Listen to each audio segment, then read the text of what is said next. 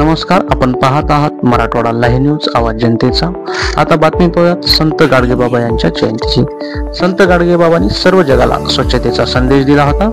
त्याचबरोबर आपल्या अभंगवाणीतून, कीर्तनातून अंधश्रद्धेमध्ये बुरसटलेल्या समाजाला उन्नतीचा मार्ग दाखवला होता। या शुभ दिनी ग्रीन लातूर वृक्ष फाउंडेशनच्या वतीने स्वच्छता मोहीम राबवून संत गाडगेबाबा यांना विनम्र अभिवादन केले आहे। जुना औसा रोड, राघवेंद्र कॉलनी, लातूर येथे ही स्वच्छता मोहीम राबवण्यात आली होती। यावेळी तब्बल 6 गाड्या कचरा बाहेर काढण्यात आला असून यावेळी या परिसरातील सर्व जनतेला स्वच्छतेचा संदेश दिला आहे। पाहूयात क्षणचित्र।